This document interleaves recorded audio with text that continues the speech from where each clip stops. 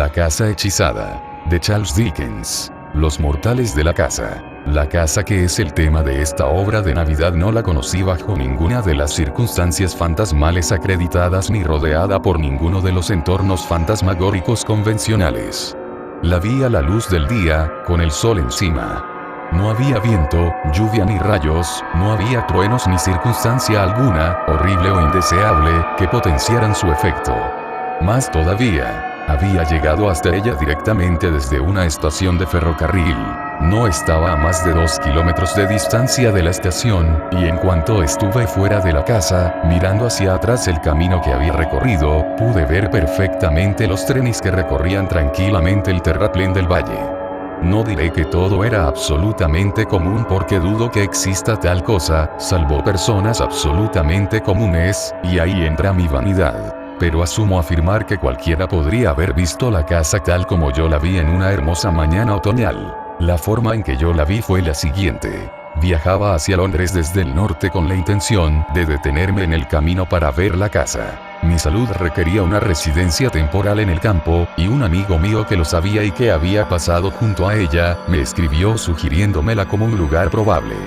Había subido al tren a medianoche, me había quedado dormido y luego desperté y permanecí sentado mirando por la ventanilla en el cielo las estrellas del norte, y me había vuelto a dormir para despertar otra vez y ver que la noche había pasado, con esa convicción desagradable, habitual en mí, de que no había dormido en absoluto. A este respecto, y en los primeros momentos de estupor de esa condición, me avergüenza creer que me habría dispuesto a pelearme con el hombre que se sentaba frente a mí si hubiera dicho lo contrario.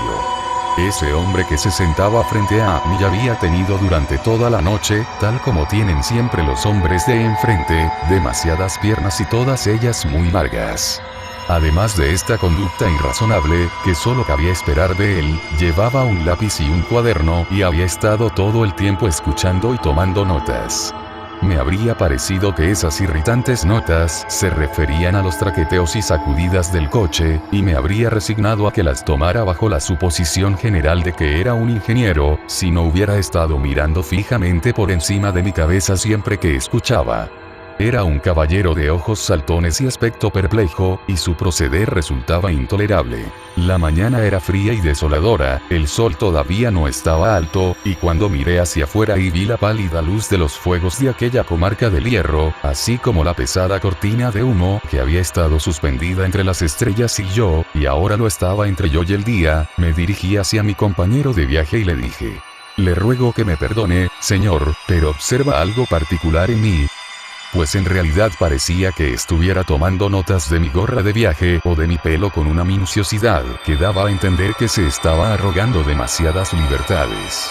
El caballero de ojos saltones dejó de fijar la mirada que tenía puesta detrás de mí, como si la parte posterior del coche estuviera a 100 millas de distancia, y con una elevada actitud de compasión hacia mi insignificancia dijo: «¿En usted, señor, ve, señor?», pregunté yo a mi vez, calentándome. «No tengo nada que ver con usted, señor», replicó el caballero.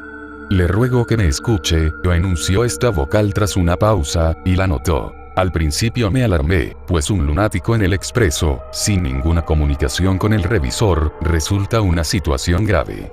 Me alivió el pensar que el caballero podía ser lo que popularmente se llama un medium, perteneciente a una secta de la que algunos miembros me merecen un respeto máximo, aunque no crea en ellos. Iba a hacerle esa pregunta cuando me quitó la palabra de la boca. «Espero que me excuse», dijo el caballero con tono despreciativo, «si me encuentro muy avanzado con respecto a la humanidad común como para preocuparme por todo esto. He pasado la noche como en realidad paso ahora todo mi tiempo, en una relación espiritual». «Ah», exclamé yo con cierta acritud. «Las conferencias de la noche empezaron con este mensaje», siguió diciendo el caballero mientras pasaba varias hojas de su cuaderno. «Las malas comunicaciones corrompen las buenas maneras». «Es sensato», intervine yo. «¿Pero qué es absolutamente nuevo?» «Es nuevo viniendo de los espíritus», contestó el caballero.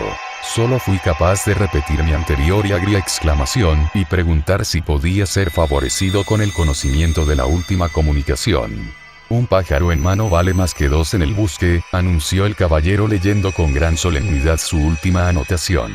Soy, verdaderamente, de la misma opinión, comenté yo. Pero no debería ser bosque. A mí me llegó bosque, replicó el caballero. Luego el caballero me informó que en el curso de la noche el espíritu de Sócrates le había hecho esa revelación especial. Amigo mío, espero que se encuentre bien. En este coche del tren somos dos. ¿Cómo está usted? Aquí hay 17.479 espíritus, aunque usted no pueda verlos. Pitágoras está aquí. No puede mencionarlo, pero espera que a usted le sea cómodo el viaje. También se había dejado caer Galileo con la siguiente comunicación científica. Estoy encantado de verle, amigo. ¿Cómo está? El agua se congelará cuando esté lo bastante fría. Adiós. En el curso de la noche se había producido también el fenómeno siguiente. El obispo Butler había insistido en deletrear su nombre, Butler, quien había sido despedido destempladamente por las ofensas contra la ortografía y las buenas maneras. John Milton, sospechoso de un engaño intencionado, había repudiado la autoría del Paraíso Perdido, y había introducido como coautores de ese poema a dos desconocidos caballeros llamados respectivamente Grungers y Scargintone. Y el príncipe Arturo, sobrino del rey Juan de Inglaterra, había informado que se encontraba tolerablemente cómodo en el séptimo círculo, donde estaba aprendiendo a pintar sobre terciopelo bajo la dirección de la señora Trimeri de María, la reina de los escoceses. Si a todo esto le unimos la mirada del caballero que me favoreció con aquellas revelaciones confidenciales que me excusará mi impaciencia por ver el sol naciente y contemplar el orden magnífico del vasto universo.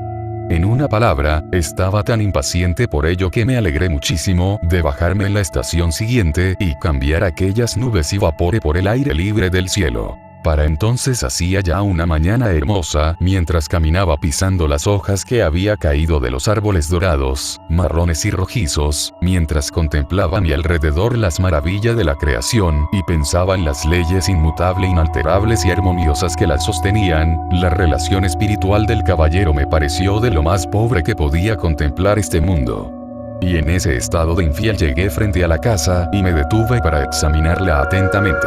Era una casa solitaria levantada en un jardín tristemente olvidado. Un cuadrado de unos 2 acres. Pertenecía a la época de Jorge II. Tan rígida, tan fría, tan formal y tan en mal estado como podía desear el más leal admirador del cuarteto completo de Jorges.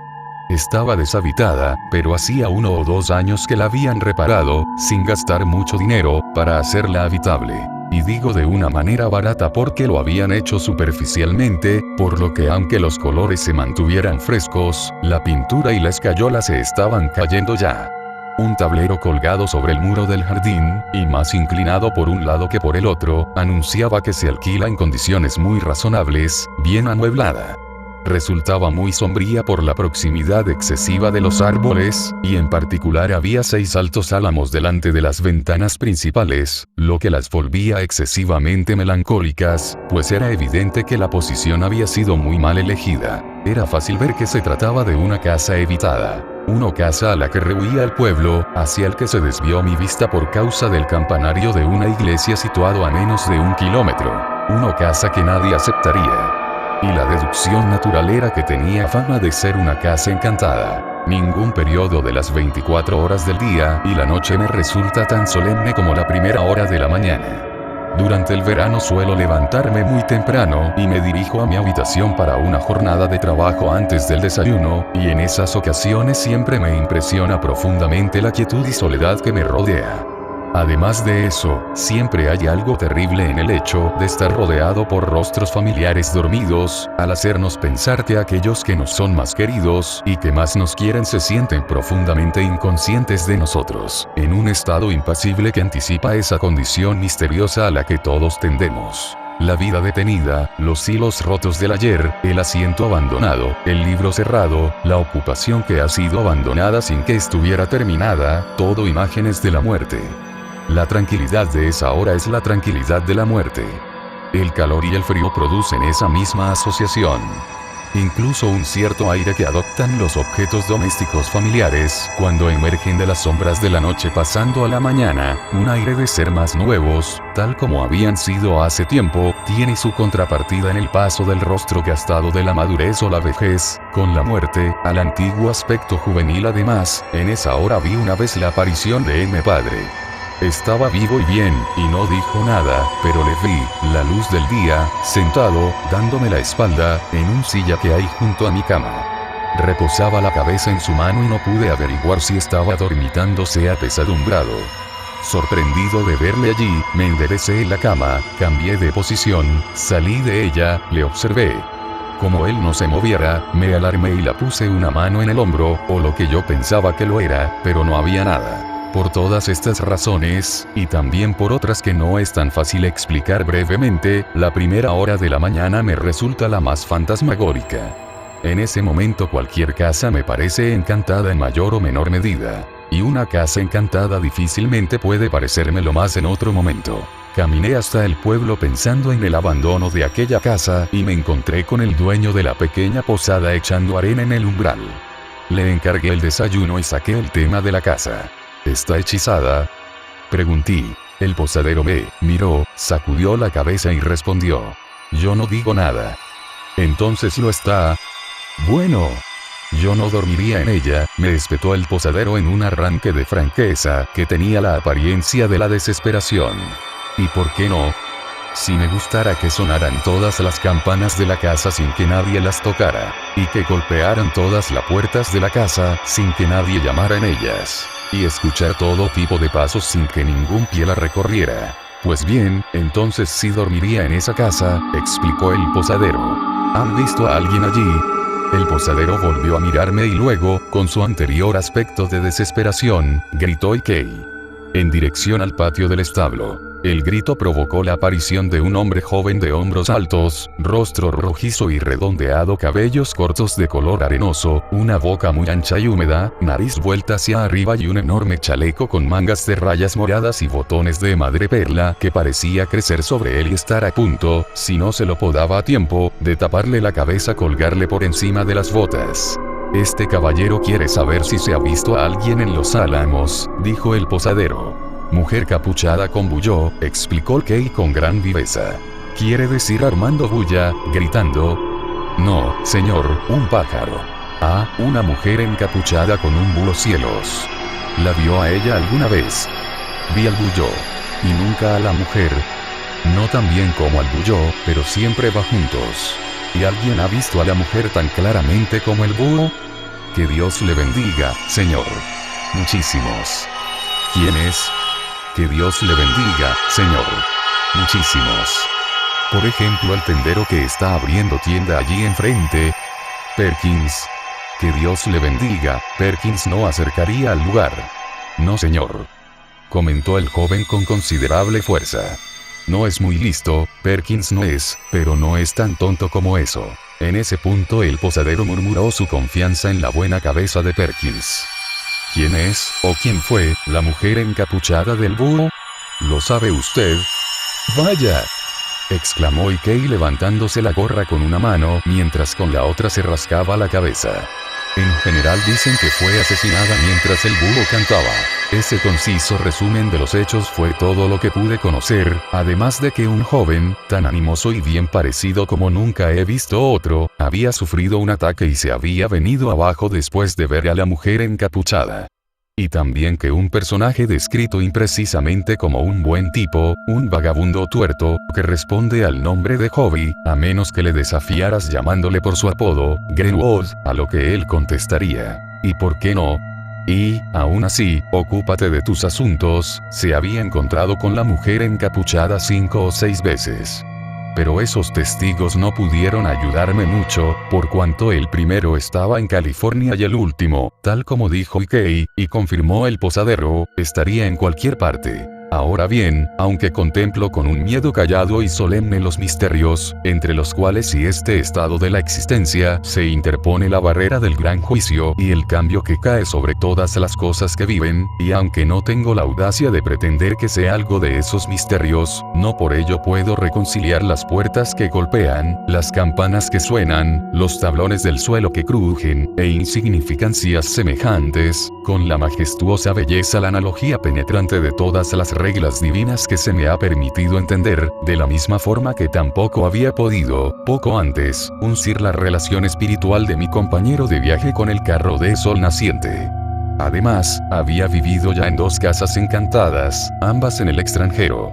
En una de ellas un antiguo palacio italiano que tenía fama de haber sido abandonado 2 veces por esa causa, viví solo meses con la mayor tranquilidad y agrado. A pesar sé que la casa tenía una docena de misteriosos dormitorios que nunca fueron utilizados y poseía en una habitación grande en la que me sentaba a leer muchísimas veces y a cualquier hora, y junto a la que dormía, una sala hechizada de primera categoría. Amablemente le sugería al posadero esas consideraciones.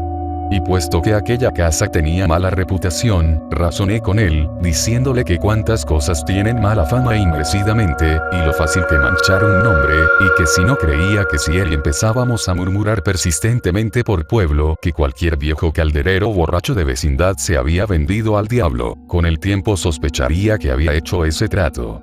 Toda esa prudente conversación resultó absolutamente ineficaz para el posadero, y tengo que confesar que fue el mayor fracaso que he tenido en mi vida. Pero resumiendo esta parte de la historia, lo de Casa Encantada me interesó y estaba ya decidido a medias a alquilarla. Por ello, después de desayunar recibí las llaves de manos del cuñado de Perkins, fabricante de arneses y látigos que regenta la oficina de correos y está sometido a una rigurosísima esposa perteneciente a la secta de la segunda escisión del pequeño Emanuel, y fui a la casa asistido por mi posadero y por Ikei. El interior lo encontré trascendentalmente lúgubre, tal como esperaba. Las sombras lentamente cambiantes que se movían sobre él, proyectadas por los altos árboles, resultaban de lo más lúgubre. La casa estaba mal situada, mal construida, mal planificada y mal terminada. Era húmeda, no estaba libre de podredumbre, había en ella un olor a ratas y era triste víctima de esa decadencia indescriptible que se apodera de toda obra hecha con manos humanas cuando ésta ya no recibe la atención del hombre. Las cocinas y habitaciones auxiliares eran demasiado grandes y se encontraban demasiado alejadas unas de otras. Por encima y por debajo de las escaleras, pasillos estériles se cruzaban entre las zonas de fertilidad que representaban las habitaciones. Y había un viejo y mohoso pozo sobre el que crecía la hierba, oculto como una trampa asesina cerca de la parte de abajo de las escaleras traseras, bajo la doble fila de campanas. Una de las campanas llevaba la etiqueta, sobre fondo negro con descoloridas letras blancas, de Amo B. Me dijeron que esa era la campana que más sonaba. ¿Quién era el Amo B? Pregunté. ¿Se sabe lo que hacía mientras el búho ululaba? Tocaba la campana, contestó Ikei. Me sorprendió bastante la destreza y rapidez con la que aquel joven lanzó contra la campana su gorra de piel, haciéndola sonar. Era una campanilla fuerte y desagradable que produjo un sonido de le más destemplado. Las otras campanas tenían escrito el nombre de las habitaciones a las que conducían sus cables, como habitación del cuadro, habitación doble, habitación del reloj, etc. Siguiendo hasta su origen la campana del Amo B, descubrí que el joven caballero solo tuvo un acomodo de tercera categoría en una habitación triangular bajo el desván, con una chimenea esquinera que indicaba que el Amo B tenía que ser muy bajito para poder ser capaz de calentarse con ella, y una parte frontal piramidal hasta el techo digna de Pulgarcito. El empapelado de un lado de la habitación se había venido abajo totalmente, llevándose con él trozos de escayola, llegando casi a bloquear la puerta. Daba la impresión de que el Amo B, en su condición espiritual, intentaba siempre tirar abajo el papel. Ni el posadero ni Ikei pudieron sugerir el motivo de que hiciera esa tontería. No hice ningún otro descubrimiento salvo que la casa tenía un desván inmenso y de distribución irregular. Estaba moderadamente bien amueblada, aunque con escasez. Algunos de los muebles, una tercera parte, eran tan viejos como la casa. Lo demás pertenecía a diversos periodos del último medio siglo. Para negociar sobre la casa me enviaron a un comerciante de trigo del mercado de la ciudad. Fui ese mismo día y la alquilé por 6 meses. A mediados de octubre me mudé allí con mi hermana soltera. Me puedo permitir decir que tiene 38 años, pues es muy hermosa, sensata y emprendedora. Llevamos con nosotros a un mozo de caballo sordo, mi sabueso Turk, 2 sirvientas y a una joven a la que le llamaban chica extraña. Tengo razones para citar a la última de la lista, miembro de las huérfanas de la Unión de San Lorenzo, pues resultó un error fatal y un compromiso desastroso. El año estaba muriendo pronto, las hojas caían rápidamente, y fue un día frío cuando tomamos posesión de la casa, cuya tristeza resultaba de lo más deprimente. La cocinera, una mujer amable, pero de débil capacidad intelectual, rompió a llorar al contemplar la cocina y pidió que su reloj de plata se le entregara a su hermana, Tupintox Gardens, Ligetswolk, que la Panrise, en el caso de que le sucediera algo por la humedad. La doncella, Streaker, fingió alegría, pero era la mayor mártir de todas. La chica extraña, que nunca había estado en el campo, fue la única que quedó complacida y tomó las disposiciones necesarias para sembrar una bellota en el jardín, detrás de un roble, cerca de la ventana del fregadero. Antes de oscurecer habíamos pasado por todas las desgracias naturales, en oposición a las sobrenaturales, lógicas de nuestro estado. Informes desesperanzadores subían, como el humo, desde el sótano porque no había rodillos, tampoco salamandra, lo que no me sorprendió porque no sé lo que es, no había nada en la casa, y lo que había estaba roto, pues sus últimos habitantes debieron vivir como cerdos. ¿Cuál sería el significado de lo que había dicho el posadero? A pesar de todos estos, su reloj de plata se le entregara a su hermana, Tupintox Gardens, Ligetswolk, que la Panrise, en el caso de que le sucediera algo por la humedad. La doncella, Streaker, fingió alegría, pero era la mayor mártir de todas.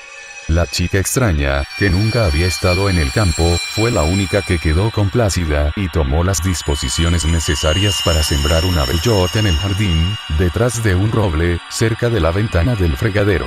Antes de oscurecer habíamos pasado por todas las desgracias naturales, en oposición a las sobrenaturales, lógicas de nuestro estado. Informes desesperanzadores subían, como el humo, desde el sótano porque no había rodillos, tampoco salamandra, lo que no me sorprendió porque no sé lo que es, no había nada en la casa, y lo que había estaba roto, pues sus últimos habitantes debieron vivir como cerdos. ¿Cuál sería el significado de lo que había dicho el posadero? A pesar de todos estos males, la chica extraña se mostró alegre y ejemplar. Pero 4 horas después de oscurecer ya habíamos entrado en una cavidad sobrenatural y la chica extraña había visto ojos y estaba histérica. Mi hermana y yo acordamos reservar el encantamiento estrictamente para nosotros, y mi impresión era, y sigue siendo, que yo no tenía que dejar que el Kei, cuando ayudaba a descargar la carreta, se quedara a solas con ninguna de las mujeres ni siquiera un minuto.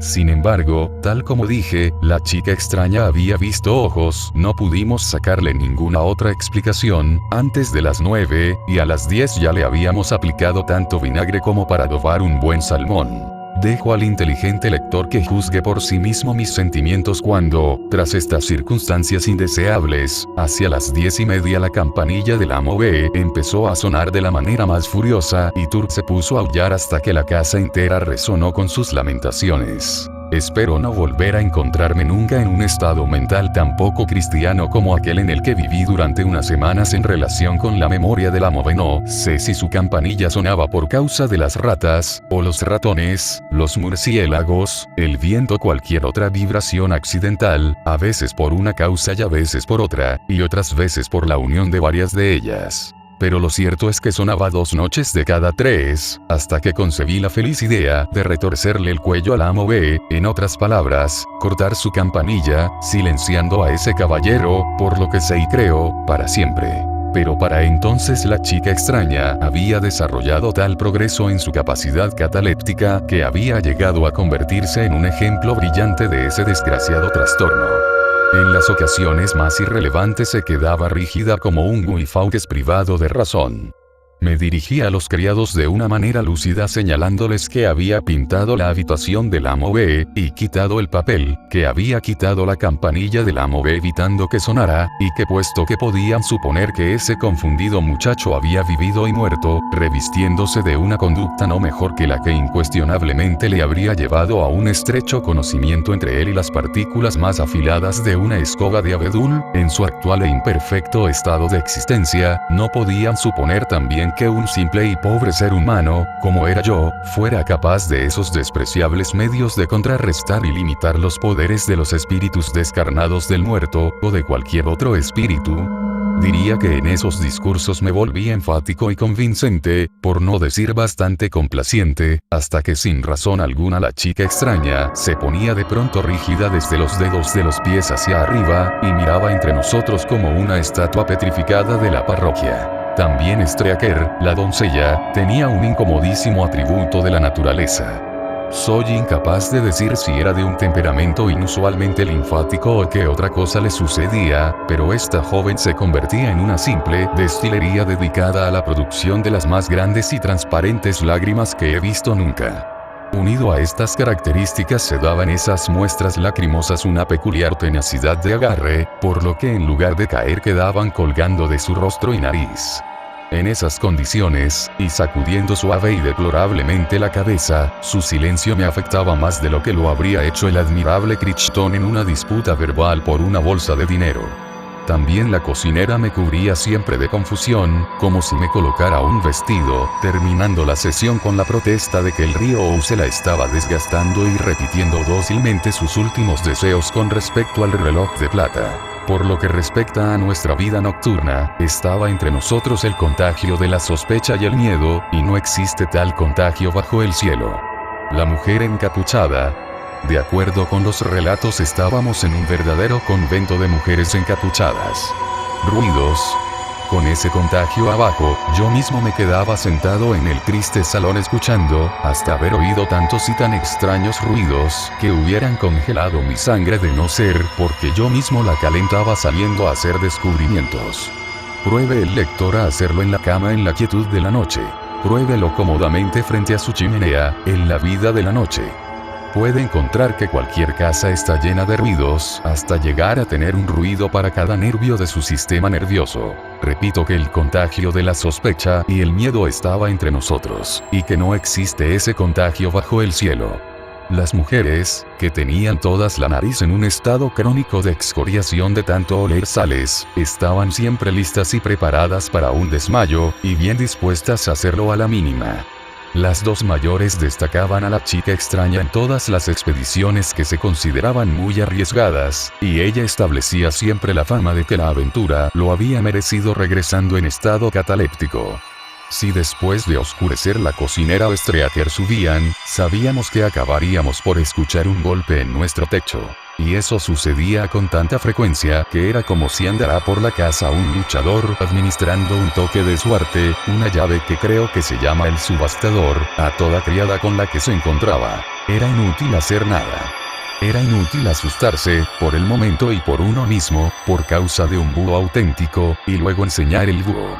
Era inútil descubrir, tocando accidentalmente una discordancia en el piano, que Turk siempre hollaba en determinadas notas y combinaciones.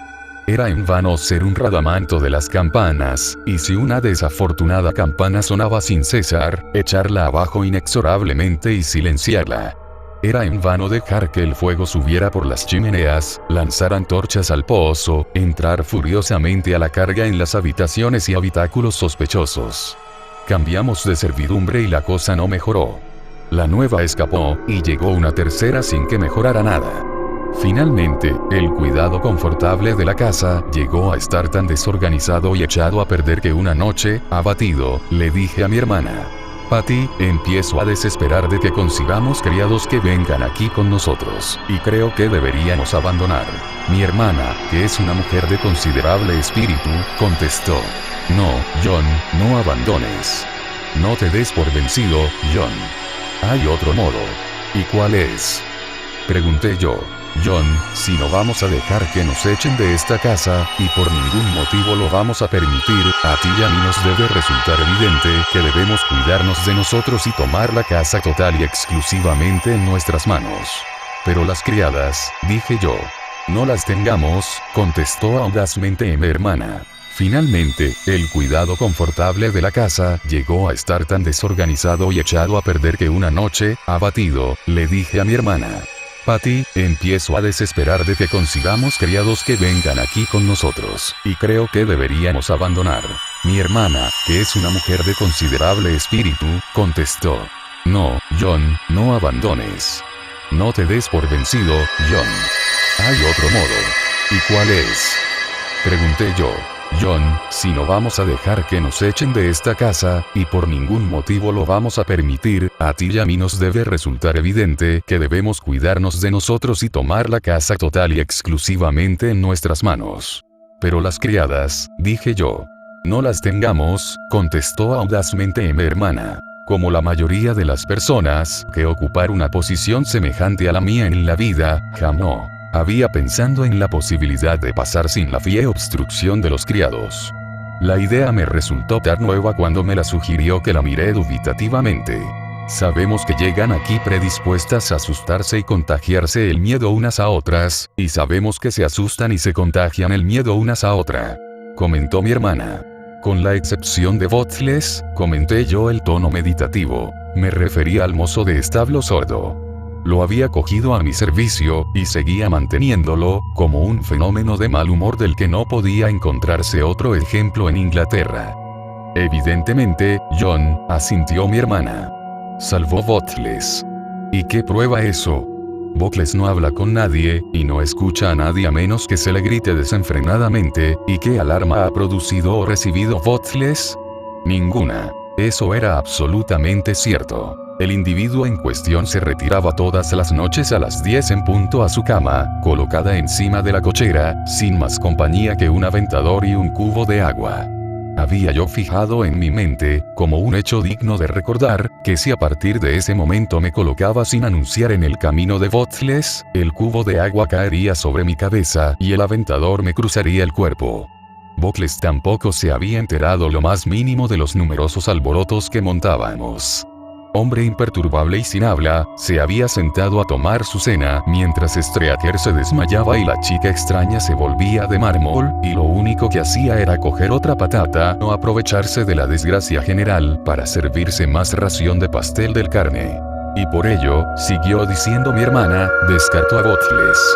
Y considerando, John, que la casa es demasiado grande, y quizá demasiado solitaria, para que la podamos mantener bien entre Bottles, tú y yo, propongo que busquemos entre nuestros amigos a un número selecto de entre los más voluntariosos y dignos de confianza, que formemos una sociedad aquí durante 3 meses, ayudándonos unos a otros en las tareas de la casa, que vivamos alegre y socialmente y veamos lo que sucede. Me sentí tan encantado con mi hermana que la abracé allí mismo y me dispuse a poner en marcha su plan con el mayor ardor.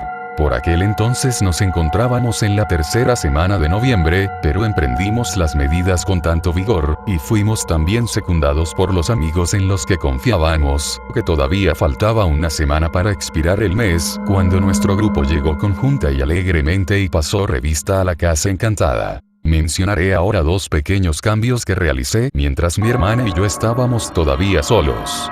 Se me ocurrió que no sería improbable que Turk aullara en la casa durante la noche, en parte porque quería salir de ella, por lo que lo dejé en la perrera exterior, pero sin encadenarlo, y advertí seriamente al pueblo que cualquiera que se pusiera delante del perro no debía esperar separarse de él sin un mordisco en la garganta. Luego, de modo casual, pregunté a Ikei si sabía juzgar bien una escopeta. Claro, señor, conozco una buena escopeta nada más verla, respondió él, y yo le supliqué el favor de que se acercara a la casa y examinara la mía. Es una de verdad, señor, dijo Ikei tras inspeccionar un rifle de doble cañón que unos años antes había comprado en Nueva York. No hay ningún error sobre ella, señor. Ikei, le dije yo. No lo mencione, pero he visto algo en esta casa. No, señor. Susurró abriendo codiciosamente los ojos. La mujer capuchada, señor. No se asuste, repliqué yo. Era una figura bastante parecida a usted. Dios mío, señor. ¿Y qué? Exclamé yo estrechándole las manos calurosamente. Podría decir que afectuosamente. Si hay algo de verdad en esas historias de fantasmas, el mayor favor que puedo hacerle es disparar a esa figura. Y le prometo por el cielo y la tierra que lo haré con esta escopeta si vuelvo a verla. El joven me dio las gracias y se despidió con cierta precipitación, tras rechazar un vaso de licor. Le di a conocer mi secreto porque jamás había olvidado el momento en el que lanzó la gorra a la campana. Porque en otra ocasión había observado algo muy semejante a un gorro de piel que yacía no muy lejos de la campana una noche en la que ésta había roto a sonar. Y porque había observado que siempre que venía él por la tarde para consolar a las criadas luego nos encontrábamos mucho más fantasmales. Pero no debo ser injusto con Ikei. Tenía miedo de la casa y creía que estaba hechizada. Aún así, estaba seguro de que él exageraría sobre el aspecto del encantamiento en cuanto tuviera una oportunidad. El caso de la chica extraña era exactamente similar. Recorría la casa en un estado de auténtico terror, pero mentía monstruosa y voluntariamente e inventaba muchas de las alarmas que ella misma extendía y producía muchos de los sonidos que escuchábamos lo sabía bien porque les había estado vigilando a unos dos. No es necesario que explique aquí ese absurdo estado mental. Me contento con observar que ese es del conocimiento general de todo hombre inteligente que tenga una buena experiencia médica, un regalo de cualquier otro tipo de vigilancia. Que es un estado mental tan bien establecido y tan común como cualquier otro con el que están familiarizados los observadores. Y que es uno de los primeros elementos, por encima de todos los demás, del que sospecha racionalmente. Y que se busca estrictamente, separándola, cualquier cuestión de este tipo. Pero volvamos a nuestro grupo. Lo primero que hicimos cuando estuvimos todos reunidos fue echar suertes los dormitorios. Hecho eso, y después de que todo dormitorio, en realidad toda la casa, hubiera sido minuciosamente examinado por el grupo completo, asignamos las diversas tareas domésticas como si nos encontráramos entre un grupo de gitanos, o un grupo de regatas, o una partida de caza o hubiéramos naufragado. Después les conté los rumores concernientes a la dama encapuchada, el búho y el amo B junto con otros que habían circulado todavía con mayor firmeza durante nuestra ocupación de la casa, relativos a una ridícula y vieja fantasma que subía y bajaba llevando el fantasma de una mesa redonda. También a un impalpable borrico a quien nadie fue capaz nunca de capturar. Creo realmente que los sirvientes de abajo se habían comunicado unos a otros estas ideas de una manera enfermiza, sin transmitirlas en forma de palabras. Después, solemnemente, nos dirigimos unos a otros que no estábamos allí para ser engañados ni para engañar, lo que nos parecía en gran parte lo mismo, y que con un serio sentido de la responsabilidad, seríamos estrictamente sinceros unos con otros y seguiríamos estrictamente la verdad. Quedó establecido que cualquiera que escuchara ruidos inusuales durante la noche, y deseara rastrearlos, llamaría a mi puerta. Y acordamos finalmente que en la noche duodécima, la última noche de la Sagrada Navidad, todas nuestras experiencias individuales desde el momento de la llegada conjunta a la Casa Encantada, serían comunicadas para el bien de todos, y que hasta entonces mantendríamos silencio sobre el tema a menos que alguna provocación notable exigiera que lo rompiéramos. En cuanto al número y el carácter éramos como ahora describo. En primer lugar estábamos nosotros dos, mi hermana y yo. Al echar las habitaciones a suertes, a mi hermana le correspondió su dormitorio, y a mí el de la MOVE. Después estaba nuestro primo hermano John Herschel, llamado así por el conocido astrónomo. Y supongo de él que es mejor con un telescopio que como hombre. Con él estaba su esposa, una persona encantadora con la que se había casado la primavera anterior. Consideré que, dadas las circunstancias, había sido bastante imprudente el traerla con él, porque no se sabe lo que una falsa alarma puede provocar en esos momentos, pero imagino que él conocerá bien sus propios asuntos, y solo debo decir que de haber sido mi esposa en ningún momento habría dejado de vigilar su rostro cariñoso brillante. Les correspondió la habitación del reloj. Alfred Starling, un joven inusualmente agradable, de 28 años, por el que sentía yo el mayor agrado, le correspondió la habitación doble. la que había sido mía, y que se designaba con ese nombre por tener en su interior un vestidor y que incluía 2 amplias y molestas ventanas que no conseguí evitar que dejaran de moverse fuera cual fuera el tiempo, con viento o sin él. Alfredo es un joven que pretende ser inépido tal como entiendo yo el término, otra palabra para decir vago, pero que es muy bueno y sensible para ese absurdo, y se habría distinguido antes de ahora si por desgracia su padre no le hubiera dejado una pequeña independencia de 200 libras año, teniendo en cuenta que su única ocupación en la vida ha sido la de gastar 600.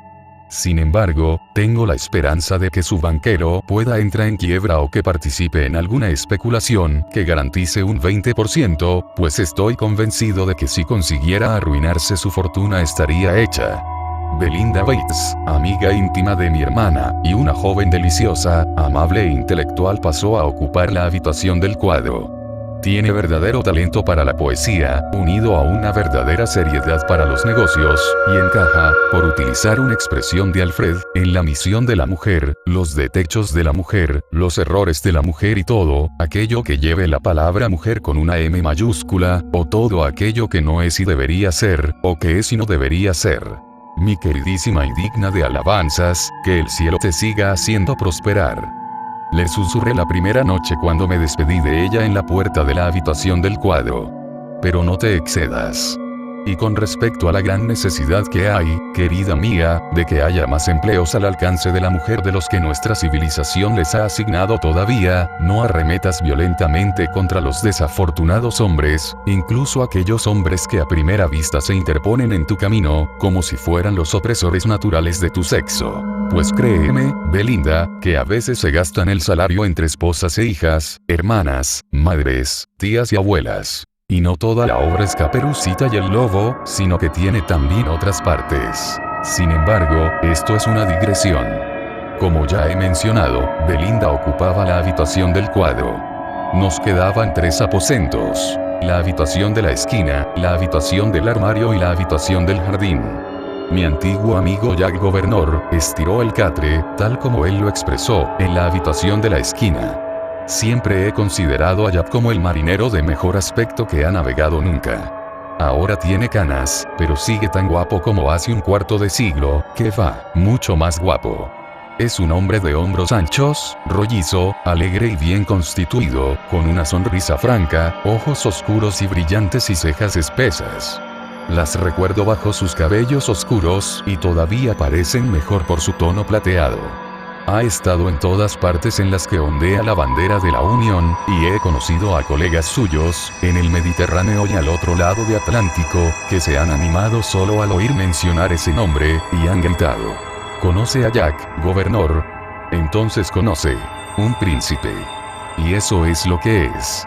Y, además, es un oficial de la Marina de manera tan inequívoca, que si el lector lo viera salir de una choza de nieve esquimal vestido con pieles de foca, se sentiría vagamente persuadido de que iba vestido con el uniforme naval completo en un tiempo. Jack había puesto su mirada brillante en mi hermana. Pero se casó con otra dama y se la llevó a Sudamérica, donde murió esta. De ese hace 12 años, o más. Trajo con él a nuestra casi hechizada un pequeño barril de vaca salada, pues está convencido de que cualquier vaca salada que no haya preparado él es pura carroña, por lo que invariablemente, cuando va a Londres, incluye un trozo en su maleta ligera. Se había ofrecido también traer con él a un tal Nat Beaver, un antiguo camarada suyo, capitán de un mercante. El señor Beaver, con una figura y un rostro como de madera, y aparentemente tan duro como un bloque, resultó ser un hombre inteligente con todo un mundo de experiencias marinas y un gran conocimiento práctico. A veces mostraba un curioso nerviosismo, por lo visto consecuencia de una antigua enfermedad, pero rara vez duraba muchos minutos. Le correspondió la habitación del armario, que habitó al lado del señor Undery, mi amigo y procurador legal, quien acudió, como aficionado, para examinar esto, tal como él dijo, y que es mejor jugador de whist que toda la lista de abogados, del extremo del principio hasta el del final. Nunca me sentí más feliz en mi vida, y creo que ese era el sentimiento general entre nosotros. Jack Governor, un hombre siempre de recursos maravillosos, se convirtió en el jefe de cocina, e hizo algunos de los mejores platos que he comido nunca, incluyendo unos curries inaccesibles. Mi hermana se dedicó a las tartas y dulces. Starling y yo éramos ayudantes de cocina por turnos, aunque en las ocasiones especiales el jefe de cocina presionaba al señor Beaver. Hacíamos muchos ejercicios y deportes al aire libre, pero nada se olvidaba dentro de la casa, y no había mal humor ni malos entendidos entre nosotros, por lo que nuestras tardes eran tan placenteras, que al menos teníamos una buena razón para no desear irnos a la cama. Al principio tuvimos algunas alarmas nocturnas. La primera noche me despertó Jack, llevando en la mano un maravilloso farol de barco, que asemejaba las agallas de algún monstruo de las profundidades, para decirme que iba a arribar al palo principal para derribar la veleta. Era una noche tormentosa y puse objeciones, pero Jack llamó mi atención sobre el hecho de que producía un sonido semejante a un grito de desesperación, y añadió que si no se hacía así alguien iba a invocar a un fantasma. Así que subimos a la parte de arriba de la casa, donde apenas sí podía sostenerme por culpa del viento, acompañados por el señor Beaver. Y allí Jack, con el farol todo, seguido por el señor Beaver, subieron arrastrándose hasta la parte superior de la cúpula, situada a unos 10 metros por encima de las chimeneas, sin nada sólido sobre lo que sostenerse, derribando fríamente la veleta hasta que ambos se sintieron tan animados por el viento y la altura que llegué a pensar que nunca bajarían de allí. Otra noche volvieron a aparecer junto a mi puerta para derribar un sombrerete de chimenea. Otra noche se dedicaron a cortar una tubería que sollozaba y sorbía. Otra noche descubrieron algo más. En varias ocasiones, ambos, de la manera más fría, salieron simultáneamente por sus respectivas ventanas agarrándose de las colchas de la cama, para examinar algo misterioso que había en el jardín. El compromiso que habíamos aceptado todos, se cumplió fielmente y nadie reveló nada. Lo único que sabíamos era que, si la habitación de alguno estaba hechizada, nadie parecía tener peor aspecto por ello.